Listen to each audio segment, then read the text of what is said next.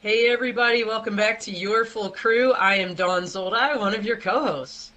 And I'm Mike Peel, your other co host. We've got a great lineup today of awesome articles. We're going to be talking about drone inspections on offshore energy facilities.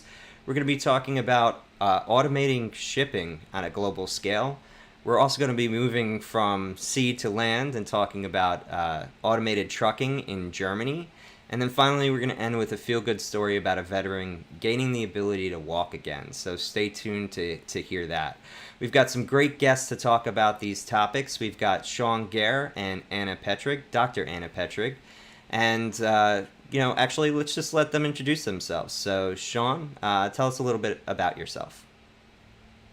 Sure, thank you. I appreciate being here. And I am the managing director of InnovateEnergy, which covers emerging technology as it impacts the energy markets in all areas, such as drones, robotics, automation, virtual reality, and immersive tech, including digital twins.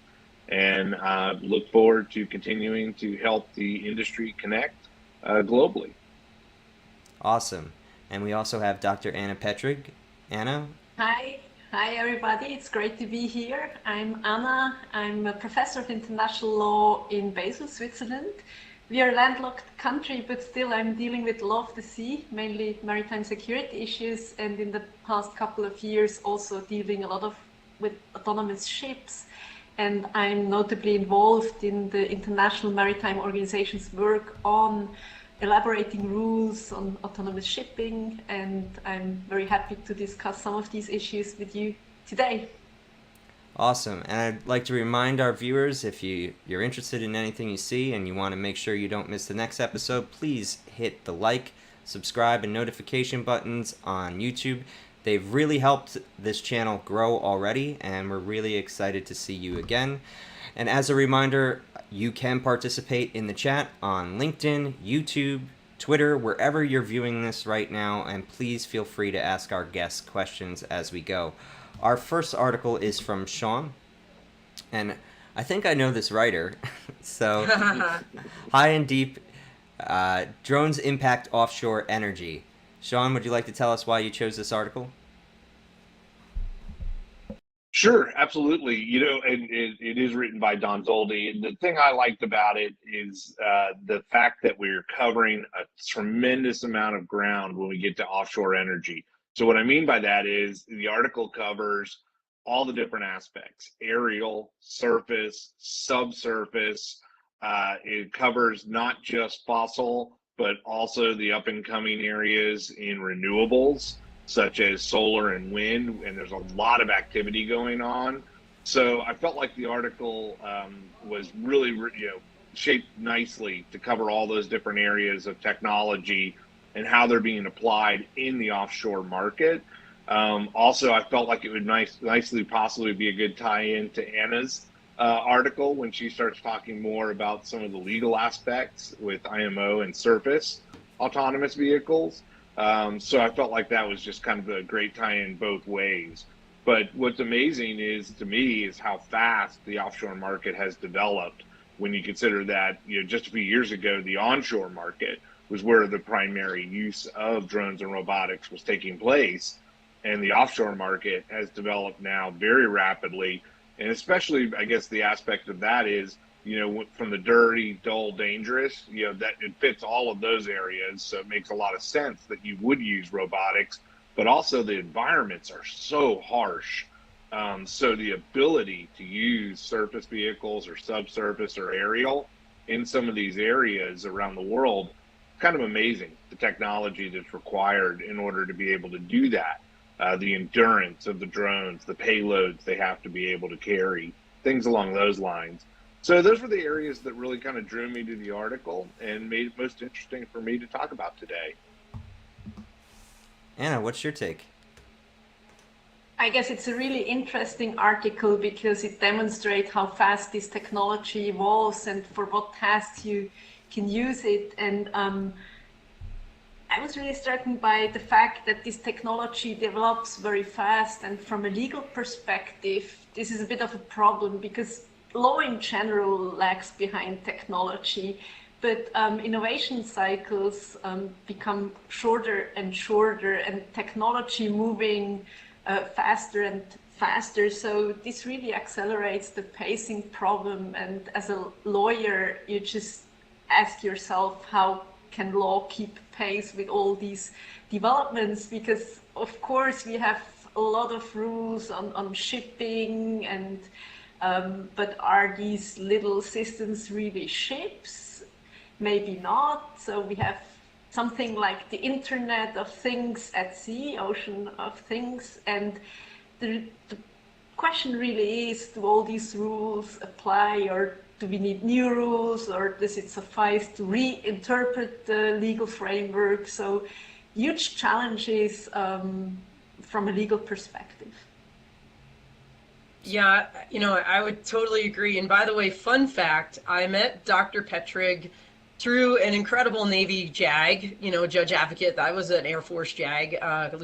Commander Tracy Reynolds was one of our speakers on the law of air, land, and sea at our first Law Tech Connect event at AUVSI Exponential this year, and introduced me to Anna. And I'm pleased to announce that Anna will be on our faculty next year in Denver at AUVSI Exponential. So we are absolutely having a maritime panel. Sean, I'll defer to you to talk about EDRC and our plugin there, but clearly, huge maritime energy plugin as well. But I couldn't agree more with both Sean and Anna. I wrote this article for Inside Unmanned Systems magazine and really was inspired by Sean's, let's just call it Keystone, or premier event that they do every year, the EDRC's Summit, which is in Houston, Texas, and will be in I think the week of June 12th next year. Just incredible, the panels and the information and the technologies that we saw. And I was inspired by that to write this piece. I reached out to Richard Fisher, the publisher for Inside Unmanned, and I said, hey, there's some incredible things happening here. I want to write about this. And so I met Andrew Lawrence of Deep Trekker, doing some of the remotely operated vehicle undersea inspections and saving, as Sean said, the dirty, dangerous, dull jobs. You don't need divers now. How expensive and dangerous it is to employ a diver for undersea inspections of these millions of miles of pipelines. So that's a huge development. And of course, Volatus Aerospace was there with their really cool Avidrone. That's like the picture that you see at the top of the article. They're doing this ship to shore middle mile drone delivery. Again, saving time, saving money, not having to use a helicopter, not having to use a surface boat or some other kind of vehicle to do these deliveries of smaller things, probably like tools and things like that. But both in the land, on the sea, and under the sea, as well as in the air, the legal paradigms are not clear. I'd say almost it's ironically a little bit more clear in the air, because we have, to Anna's point, the FAA decided to kind of go a different direction, create a new rule, Part 107, as most of us know here, for the drones. And lots of exemptions and plugging and playing some of their other Code of Federal Regulations provisions, but lots of question marks in the law of the sea. And we'll talk about this more with Anna's article next. But Mike, I'd love to hear your thoughts. Well, generally, I'm excited about the advancement of drone technology, specifically in the energy sector, looking at the kind of lineage of that evolution from basically a point where no company even wanted to mention that they were using drones, if they were, because they thought it was a competitive advantage, to now it being understood as a technology that we're all using, and then now advancing to basically every facet, nook and cranny of the energy sector. I think the reason for that evolution is probably because of the dangerous work that was involved for human inspection to go on, and the also critical need for that level of inspection to happen.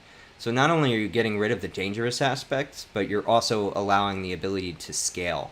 And to push this one step further, it's not just capturing the data. We now have the tools to consume that data with machine learning to actually surface what the critical issues are, and then have a human review it for flagging. So I think all of this is just a great step in the right direction for the technology, specifically on a commercial plane, because there's a lot of money in energy. And it's probably one of the most critical issues is, maintaining our energy sector, as we've seen, especially in the state of global politics as they are now. Energy consumption, energy production is more critical than it was before because it's not really one world economy. It's now split in the energy sector back into two worlds. So I don't think drones are going away on that front. I think they'll only become more critical as we scale up over the next couple of years. Maybe an aspect which we didn't touch upon yet is we only talked about beneficial uses of drones, but of course drones also give a cutting edge to criminals. And for instance, in the Red Sea, drone boats have been used to attack critical infrastructure at sea, attacks against oil platforms, also against merchant ships and warships. And for criminals, this means that you can act from your home office. You don't have to be at the scene of crime, which greatly reduces your risks of being killed, arrested, or even detected. And I guess that's also going to be a challenge. Of course, drones can be used, or remotely piloted crafts underwater, above water, for beneficial uses to enhance law enforcement capabilities, but it can also enhance the risks at sea, I would say. Yeah, definitely. And actually, we did discuss kind of on our Twitter Spaces last week with Sean Pribble, the nature of automated systems in a maritime setting are now kind of making definitions kind of strange. Is this a ship? Is it a vessel?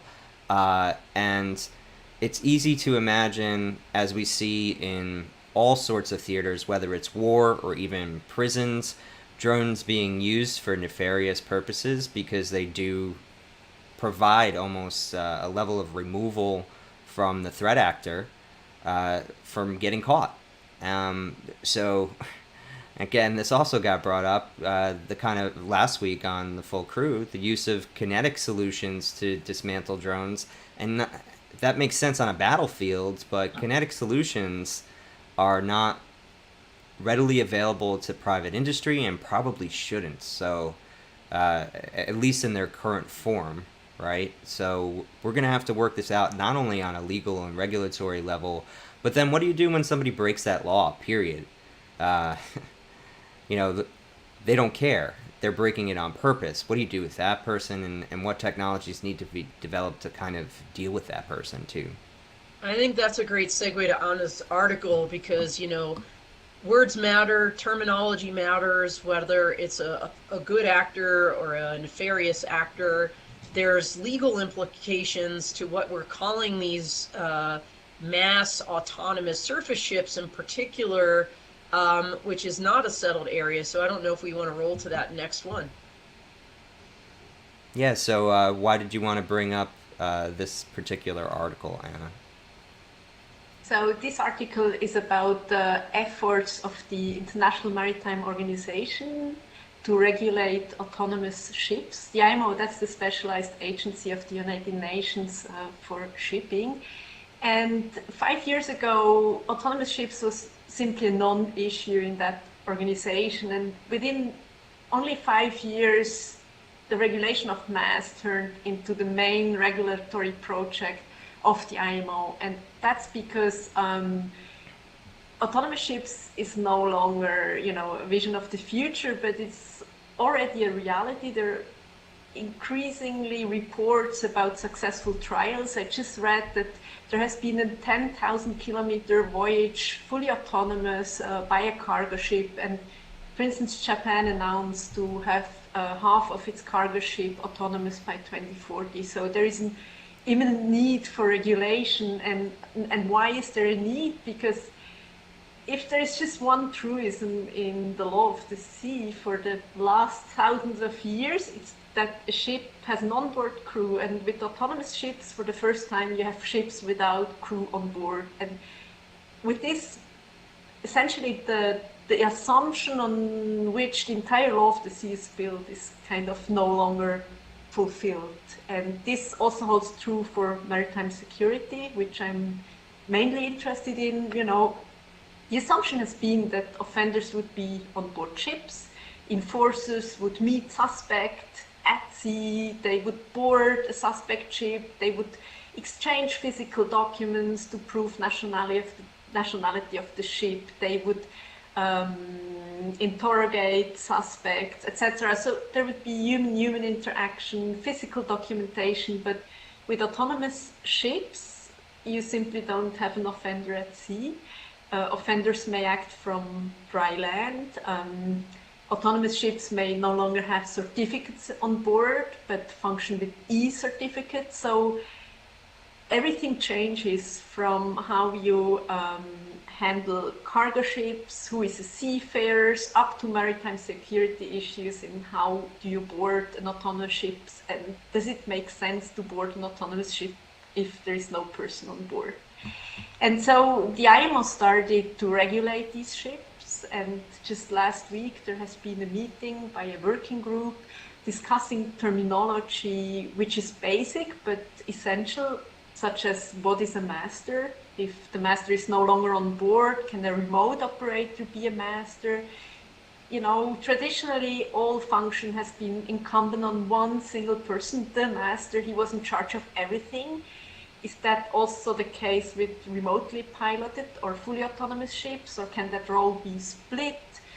And if so, who would be the interlocutory for enforcers, etc.? All of these issues have to be discussed and are currently discussed. And this article is also interesting from a regulatory perspective, because it's true that new technologies have always been the driver for new roles within IMO, but autonomous ships are somehow peculiar because it's a technology which is still in development. So for regulators, it's kind of difficult to grasp what they should regulate, because the end product is not yet there. And it's also difficult to understand when one should regulate these ships, because if you regulate them too early, you risk to lock in the technology through your regulation. And if you don't regulate, you risk to hamper innovation, because investment is only done if you're certain that your product will be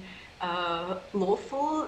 And so there's a bit of a paradox. You should wait and hurry at the same time. And so the IMO has chosen a non-binding instrument, which is much more flexible than hard treaty law, which is a very rigid and slow process. So the IMO has chosen a soft law approach, which allows to integrate, to make first regulatory experience and then to integrate all that experience in a binding code, which will only be issued at a later stage. So it's both from a substance point of view, but also from a regulatory approach view, very interesting what's going on within IMO. Yeah, so actually, before we go to Sean's response to that, we've got a question from the chat. Mason Jar M. If there's no crew, what steps would be taken to protect the cargo or vessels from potential hijackers? That's a great question. Yeah, so like you've seen people can, even on a less kind of consequential, arena or vector, you've seen people actually just tamper or play around with automated vehicles. We actually brought that up too, where you'll purposely step in so they can't go forward. So it would make sense that if the cargo is valuable, why wouldn't I just board the ship if I'm not expecting anybody to be combative. So Exactly. And also, in case of boarding an autonomous ship by an enforcement team, there's also the risk that, the ship just sails away together with the boarding team, so that they also get hijacked. That was expressed by a commander, and I thought, yes, true. So you have entirely new scenarios which were not neither regulated nor like in operations. You didn't face them so far, and of course you could also hijack a ship by cyber means, so deviate cargo. You would maybe not even have to go on board, but you could just use cyber means to hijack it. So yes, entirely new scenarios, lots of challenges for existing law. Cut the link home and redirect the ship back to your shore. You can absolutely do that. I mean, actually, there's documentation that Russia, in the Black Sea, there was an exercise going on, some U.S. forces and partner forces, and, the Russians spoofed some of the PNT signals, right? Position, navigation, timing, GPS. And all the people on the ships thought it looked like they were parked at an airport on land. So, I mean, how hard would it be to hack into one of these systems and, like you said, Mike, just redirect it to your port, to your little area where you can then offload this precious cargo and, just take over the ship. So, a whole different level of piracy, I think, will come about because of this. And fun fact, after that incident you just described, they reintroduced in some curricula navigation by using traditional means, because you saw that GPS is maybe not always the most reliable tool to navigate. Yeah, people whipping out the maps, right? Like, like Pirates of the Caribbean, they're sitting in the captain's area, like with the maps. Yeah. Yeah, too mutable. Digital data can be manipulated. So, Sean, what's your take on this? Well, off of that, I mean, obviously you have the cybersecurity issue, which allows you to hack, and then you cross back into the legal aspects, right? You have different jurisdictions. So I could just take it to where my jurisdiction's most favorable. So, unlike, right now where a pirate has to, board where it is, I can move that thing anywhere I want. So I think that's interesting. The other thing I think is interesting looking at this as this becomes adopted at a higher level, we're looking at this as well at different offshore energy facilities. I'm curious to see what the transition is going to look like when we move to an actual ship that is not made at all for humans to be on it, or crew, because right now what we're doing is we're automating a lot of what already exists, and it's being retrofitted or changed over. So I think it's going to be interesting to look at how these facilities are built, so where they would never have a crew. So then how does that aspect relate back to, once again, if you had to put a boarding party on there or had to put a crew, how is that going to work if it's built for that not to ever occur, for it to be maximized for automation? So I'm intrigued to see how that's going to play out as well. Yeah, I would love to jump in here, Mike, if you don't mind, and then, close it out. I think it's also going to be a great segue to your next article, because we're talking about some trucks that were configured with absolutely not to have a driver, right? What Sean just said. So, I think, the key is going to be, how the IMO and how others view this, because like I just said, the FAA decided we're going to create a whole new rule, because I see a lot of parallels here, Anna, to aviation, where, of course, those preeminent safety concepts like see and avoid, right? Giving right of way to other aircraft, which, of course, you have a similar thing in the law of the sea. Once drones were created and there was no pilot on board, they really had to step back and say, can these rules still apply? And I think what they found was, it was a blessing and a curse to do Part 107, because it was a whole new rule, but then having to adopt some of these other, like Part 135 for example, commercial deliveries with drones, and how tortured that has been. So, I think there are a lot of parallels and lessons to be learned in the sea community by looking at what is happening in aviation and seeing, hey, what worked, what worked well, what could we do better or different than what they did. I think that would be a really interesting discussion. I don't know if those kinds of thoughts have crept in, or if everybody in those rooms, Anna, are like, so locked into the law of the sea and that background that they don't maybe have the aviation people at the table. Because and also, as Sean mentioned when we first started, these systems are going to be multimodal. At the end of the day, like, there's going to be things launching from these ships in the air. There's going to be things underwater. There's going to be absolutely a ground connection. When you get to port, a robot's going to come and offload the cargo. I have no doubt about all of this. And I think having all the right voices at the table would be useful. Absolutely. I guess right now there's a little bit of a silo discussion, like the maritime lawyers, the law of the sea lawyers, the aviation lawyers, they just discuss amongst each other. And I guess it would be very wise to have more like cross-cutting discussions and discussing transversal issues instead of just areas of the law. But yeah, the IMO, that's a specialized agency. You mainly have people from transportation offices from their respective jurisdictions. So, people need to be highly specialized, but that also prevents crossing into other fields. So there are pros and cons if people get highly specialized too.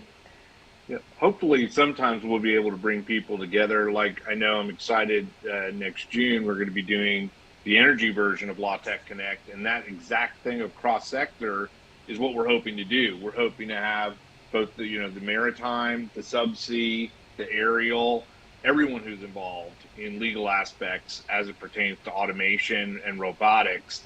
So I think, at least from a sector perspective, we're hoping to be able to cross some of those boundaries, because I think it's absolutely right, Don. People are going to be talking about this and have a need for these cross jurisdictions to be able to work together.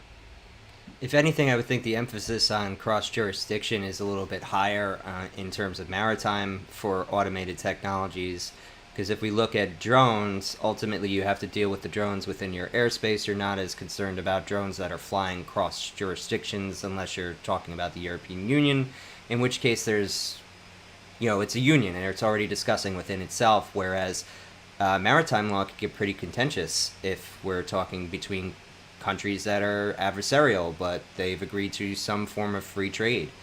So I think this will be a very, very interesting negotiation process over at least the next decade, because we're looking at the technology now and it could already do all these things, but it's easy to imagine a future where you would want the logistics to be handled by at least a single platform or something, or a single protocol, where even if it's crossing platforms or jurisdictions, we could kind of confirm that this minimum level of data about what the device or what the system is doing is intelligible. So if we do need to intercept for any reason, or somebody does need to take control of a rogue system for any reason, that these standards are established. So I think this is going to be a fun one to watch. Thank you for bringing it up. We're going to take a short break, actually, just to thank our sponsors. So we've been very fortunate on this podcast. We've been sponsored from the very start. Right now we are adding a new sponsor, that is Akin Gump, which is, we're going to have a representative from Akin Gump on the Full Tilt tomorrow, Jennifer Richter, who's been a great supporter and friend throughout my entire career in the drone industry. So excited to see her thoughts on leadership. We also have Promo Drone. I would like you to go back to the episode where we interviewed Jamar and the great work they're doing over there. And we also have Dragonfly, Cam Shell, another great episode of the Full Tilt. And we've had Elsight on the board for quite some time. Elsight has been a great supporter of all our podcasts, and actually, if you have the time, you should check out their podcast, which is done by their marketer, Ben Gross. So thank you to our sponsors for everything you do. Again, Just a reminder to hit like on the button, subscribe, and hit the notification bell if you're enjoying this episode. And please do ask questions. You could also go to fullcrew.io and sign up for our newsletter so you never miss an episode. We're going to be moving over to my article next. So, Einride brings its electric, digital, and autonomous shipping solutions to Germany. So they're going to be setting up facilities in Germany. I think this is interesting because, we were talking in the United States about what Elon Musk was trying to do with Tesla in terms of automated trucking and the considerations of what that will mean for jobs. And the truth of that was actually that there's such a trucker shortage that it won't mean much for years to come. But it's interesting to see Europe taking a stab at this. And the CEO just...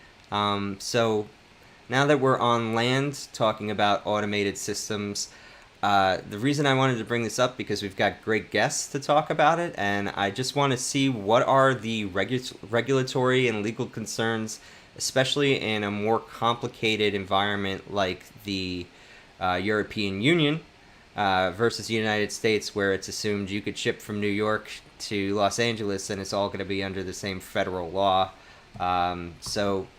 What's everybody's thoughts on this? Hey, Mike, can I go first? Because I want to fill in some blanks here. I did, Sure. because I'm a nerd, I did a little extra research on this. So Einride is a Swedish company. Yes. And they've been in existence since 2016 and actually had some of these autonomous trucks, the first ever, on the road in Sweden. As you said, this article is about their expansion to Germany. But what it mentions in passing, and I dug a little bit deeper into, is they actually have driverless electric trucks operating on public roads in Texas. And they actually have a headquarters. They have a location in Austin, Texas. And fun fact, next week in Move America event, they're speaking. So I can't wait to meet these guys in person. So they announced this year in March at Southwest, SWSX. South by Southwest. Yeah. They announced that they had their first remote pod operator. Her name is Tiffany Heathcott. I love that for a whole host of reasons. Number one, she's a woman, and she's their first. And number two, to Anna's point, they're not calling her a master or a driver or, any of the normal terms that you would think of in the industry. They're literally calling her a remote pod operator. And the vision is that they're going to eventually have one-to-many, right? Like a person like Tiffany in a control center operating multiple autonomous trucks at one time on the roads. And by the way, other fun fact, the National Highway Traffic Safety Administration, NHTSA, which in the United States are the ones to give approvals, gave approval for Einride to do this in Texas. So I just wanted to kind of throw that out there that they've already been in Sweden doing this. They're in Germany now, like expanding through Europe. And by the way, fun fact, they're driving around Texas. And to Sean's point, this thing is, if you look at this pod truck, number one, it's ginormous. Number two, it has no... Technical term, ginormous. Yeah, there's no place at all for a driver in it. There's no cab for a driver, period. Yep. Not even as a safety backstop. Nope. So I would love to hear either Anna or Sean's thoughts on this. It's so cool. Well, since I'm in the great state of Texas, I'll say yes, we definitely have a lot going on in autonomous. They've been moving for a while. I think one of the first ones delivered some beer from one part of the state to the other. So I thought that was kind of fun. But the one thing we've seen about this that I thought was very interesting is that the use cases have grown very quickly, not just on public highways, but particularly in areas that can be controlled, like mining, ports, etc. Their adoption rate is scaling quickly, or within a plant or area that's covered, that you're not dealing with public traffic. Yeah, so I think it's interesting to see those controlled conditions. You're starting to see a lot of adoption. plus all the tests. I mean, there's now, hundreds of thousands of miles on the public highways that they're starting to run.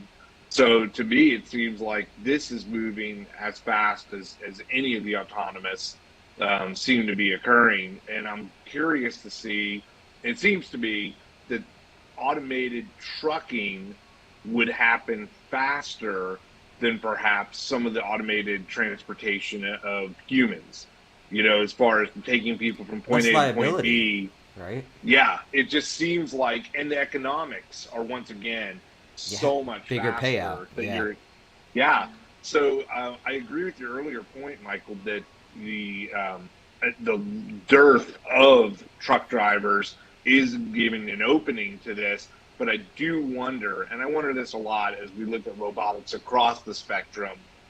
In some cases, they're certainly replacing, dull, dirty, dangerous, and truck driving certainly might fill a couple of those areas. But there are an awful lot of truck drivers, and just looking at the United States, I don't know about the European Union where this story is based, but there's an awful lot of truck drivers. So depending on the speed of adoption, it'll be curious to see if the retirements and the lack of the younger generation entering the market equals out in any way to the adoption rate, to where there's not hundreds of thousands of people, because it's one of the ways people who don't necessarily have a higher education are able to make pretty decent pay. Yeah. And those middle more than decent, hard work, but disappearing.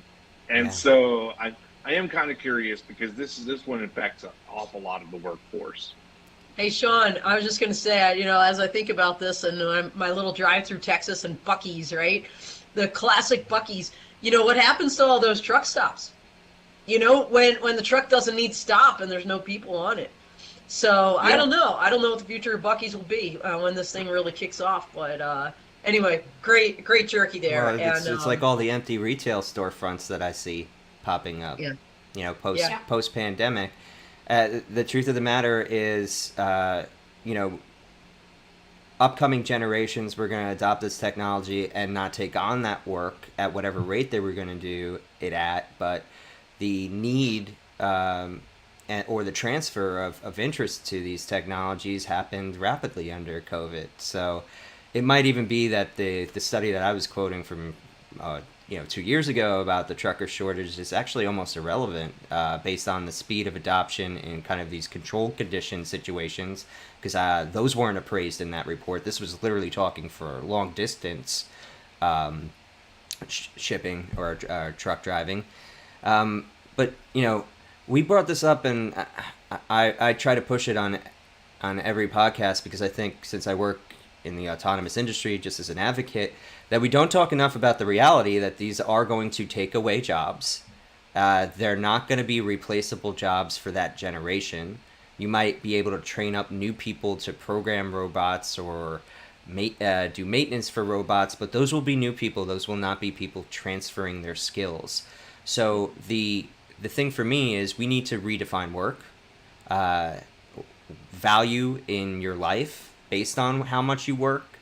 All of that is going to have to be considered, because the truth of the matter is, this dull, dirty, dangerous work should be absorbed by robots if we are going to create an environment for human flourishing. But that should not come at the consequence of people not being able to define success against each other in life for the work that they put into building themselves and creating value for the world. So, many deep thoughts there, Mike.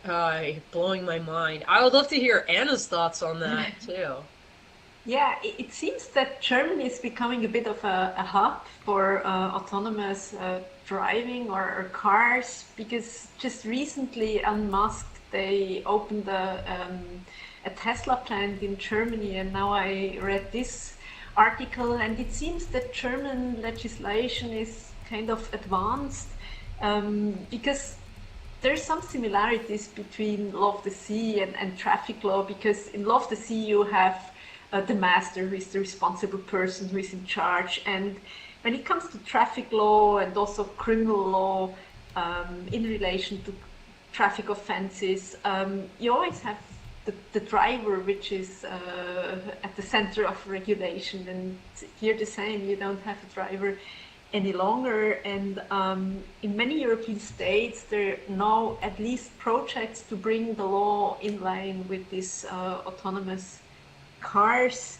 And in many jurisdictions, you also have trials. And in Switzerland, for instance, there are driverless buses within cities, kind of shuttle buses, and quite successful trials. But I guess the traffic, like car traffic, is somehow comparable with maybe ports, because you have congested areas and complex situations. It's not comparable to the open seas, where you have not a lot of ships, and where you don't have some of the problems you would have in ports, or in traffic in cities, in urban area. Yeah, and then of course, I guess Europe is small, and the European countries are very small. If I take Switzerland, it's not even the size of Massachusetts, and each country has its own traffic laws, and the EU has some competencies, but not all. So it's also a huge, it's a very complex regulatory situation, and I'm not sure whether all countries are as advanced as Germany when it comes to regulation.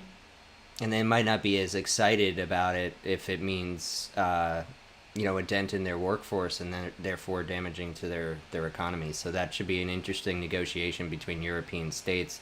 So we got a couple comments we got to catch up on. So Mason Jar M, maybe autonomous defense UAVs, drones protecting drones. He was talking specifically when we were in the maritime sector. Yep, that's going to be a thing.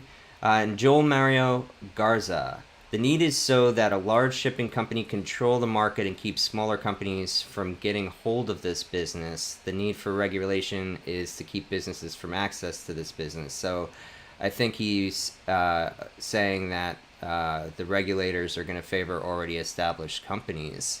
Might be true, might be not. It depends, especially in the United States. Actually, there's been some pushback around larger companies and purchases, even such that what would be a somewhat innocuous purchase, like Adobe purchasing Figma, there's discussion that the regulators might go after them for antitrust. So I don't know, we'll see. I would say that in terms of automated shipping and what Anna just said, I think there's a lot to discuss.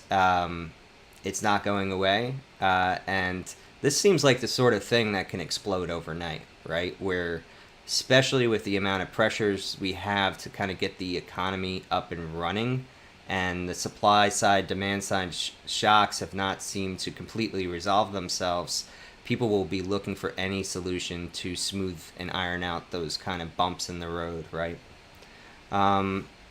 So we're going to end today with a really, really good feel-good story that Dawn found.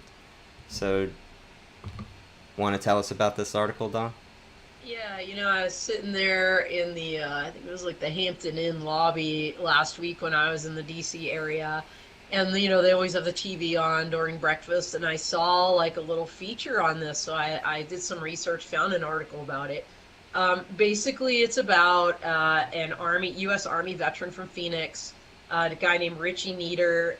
He's the first Arizona veteran to receive this robotic exoskeleton that is helping him walk. It is actually enabling him to walk almost like normal. You can see what it looks like there. He has some things that he has to use still with his hands. But this gentleman, first of all, thank him for his service. Has been wheelchair bound for over a decade since getting seriously injured during the Iraqi conflict. And, so this exoskeleton is made by a company called Rewalk, Rewalk. It's called the Personal 6.0 Exoskeleton. And these run about $75,000 a pop, roughly. And they were approved for commercial use in 2014. There's over 600 of them in use today. Really interesting. They are battery powered, a motorized system. So people with spinal cord injuries or other disabilities, enables them to walk because there's motors at the hips and at the knee joints that allow the legs to move when they basically move their torso in such a way that they tilt it in a certain way. It takes about 2.5 months to get trained on how to actually use it properly over 28 sessions. And, what's really cool is that the Department of Veterans Affairs actually has a national program, and that's how Richie was able to receive this particular sorry, of course my dog's in the background, like having fun there. Not having fun, she had some surgery. So anyway, I just thought this was an amazing article, and that shows like how robotics is really changing people's lives at a real human level. I'd love to hear other people's thoughts. I really like Go ahead, Anna. Sorry. Thank you.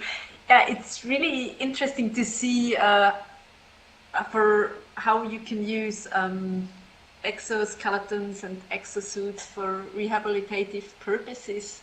And in Europe, I mainly know them from industrial uses where, in the automotive industry, for instance, they would use it that workers could more easily move things. You can lift more weight, you can have more endurance, etc.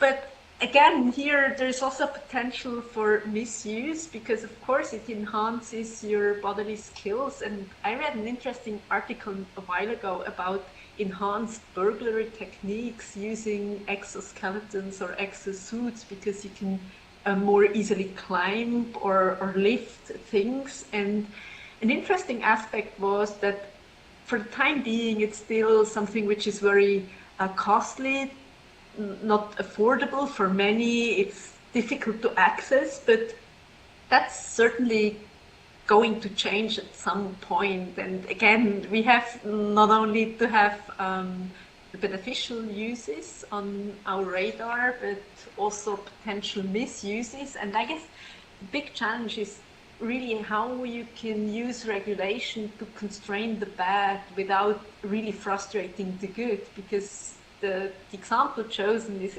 telling. I mean, it gives a person new life and new possibilities, but at the same time, as every technology, the potential for misuse is there, and criminals are usually very quick in adopting new technologies, often much faster than enforcers. If I think of cyber technology, for instance, usually. yet first cyber crimes and then police using cyber means to investigate crime or to prevent crime. So just a thought from a more security oriented person. Yeah, the street finds a way to use things that are outside of the inventor's intent, as we've seen with basically every technology. Dawn, you're muted. I see that. I thought I was a glass half empty kind of gal, but it just got me beat. I appreciate it, though. I'm like, this is such a happy story. She's like, could you imagine like the criminals using it? No, but it's like, seriously, do you remember the movie Avatar, the first one? I know they're having a C1 out, Anna, right? Undersea one, but it was like the army, the guys that were using the giant exoskeletons to kill the blue people, and like pillage the planet. So yeah, there's always going to be a negative side to technology. I just love this story though. Well, yeah, it's creating strength where there isn't, right? So any kind of use of strength, good and bad, these things will be used for. The technology is necessarily neutral. Sean, you got a comment? Yeah, for industrial, we see it a lot where they've started the adoption to prevent injury. Because like you say, the strength basically, like if you're doing a automotive manufacturing line and all of your work is overhead, you're constantly doing something along those lines. So that's where I see a lot of advantages to this, that immediately it supports, it makes it less chance of an injury. So I think that's a big move there. The other thing I think is it makes it Oh, Sean, looks like we lost you for a second. Sorry about that. Yeah, it also makes it where people are able to, I think, utilize something like this in a way that allows them not just to prevent injury, but allows them to do better work. So they're more efficient. They're able to do things without. I guess cobotics is the way I look at it, is collaborative robotics, and the fact that in this case, the human's not being taken out of the equation, it's enhancing what they're able to do.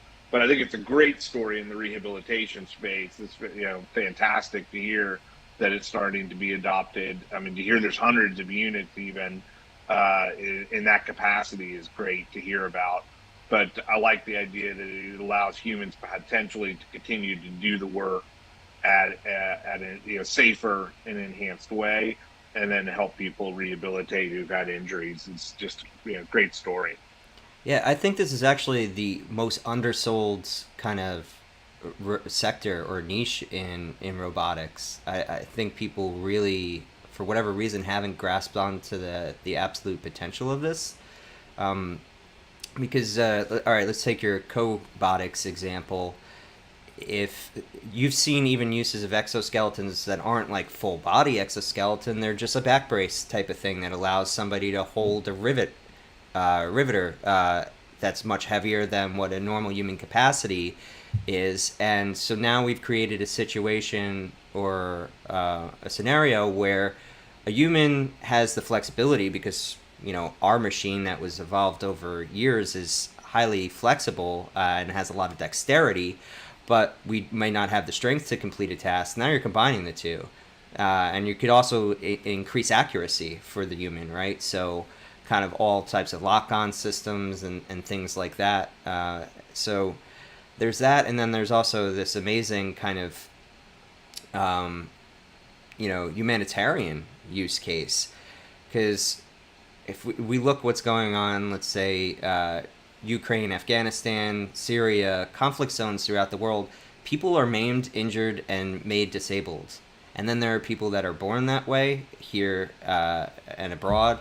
And to give these people access to a life that is more average, right, in terms of capability, it allows them to take their brain and use it in the world in a way that they would not have been able to less than a decade ago. And $75,000 might seem expensive now, but what happens when that's $25,000 and it could easily be covered by generic insurance?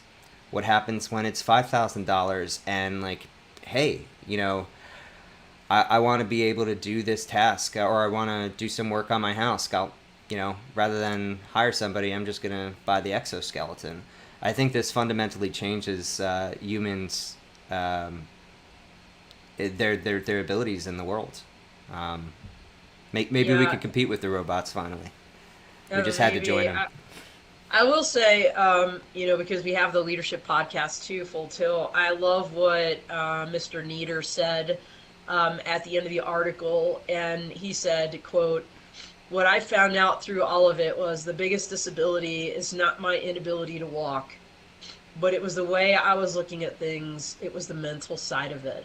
Yeah. And I just thought that was just a beautiful quote, because it doesn't really matter what your circumstances are. It's how you view the world. And I love that this now enables him physically to do things he wasn't able to do before. But I also love the fact that early into this process of being wheelchair bound and having lost the use of his legs, that he realized, it's how I look at the world. It's not about whether I actually can walk or not. So I think that's a great way to kind of end the show, because it's a great segue to our leadership stuff also. But I just think it's a beautiful, beautiful quote. Yeah, absolutely, Dawn. I totally agree. There's a lot that's inspiring about this story, and I definitely commend our audience to go and find it and read it, because it'll make you feel good about technology, which, as we've seen over the course of this episode, sometimes there's reasons not to feel so good about it. But ultimately, this is what causes progress. So thank you everybody for joining us today. I would like to thank our guests Sean Guerre and Dr. Anna Petrig for joining us and giving us these great articles to discuss. We've got a lot of great stuff coming up on the crew this week. So, and then also Dawn of Drones. Dawn, you want to tell us what's coming up on the calendar? Yeah, absolutely. So speaking of leadership, tomorrow we have our Full Tilt Tech Industry Leadership Talks podcast with Jennifer Richter of Aiken Gump. She leads their emerging technologies practice, and she's going to be talking about the theme of leading technology work by embracing and coaching curiosity. So check that out, 9 a.m. Mountain tomorrow on the full crew. On the Dawn of Drones Wednesday, we have Tawny Smith, who we're continuing an incredible month dedicated to market use cases. And Tawny is going to be talking about a number of market use cases with drones, including drone as first responder, which she does with the Flying Lions Incorporated group. And then this Thursday on Clubhouse, we have Defend Solutions. Gabriel Monheim, and he's going to be talking about counter UAS. We always think about market use cases, but none of them can thrive because, as Anna noted, there are bad guys out there that are going to abuse the technology. So how do we protect the good guys? And that's what Defend Solutions is all about. Next week on the full crew, same time, same place, we've got Randy Goers, the podcaster from the Drone Radio Show, and Henze Gustav from Drone Cadets on the show, on the full crew. And then we migrate over to Twitter Spaces on Tuesday with Andreas Ployer from Austria. He has a company called Drone Rescue Systems, a parachute company. So check that out. When we talk about safety, that's what they're doing. And then, of course, the incredible Sharon Rossmark of Women in Drones. Sharon and I will be live from Move America in Austin, Texas next week. So hope you can join us at all of our shows as we progress through. All right. So again, I just want to remind people to subscribe to our YouTube channel, hit the like, hit the notification bell. The channel has been growing off the wall. We're so excited about what's going on. When we went into this venture 3 months ago, we had our hopes and we are meeting them. So that's all because of you, the audience. Again, thank you to our guests for joining us, and we'll see you in the rest of the week. So we're out here.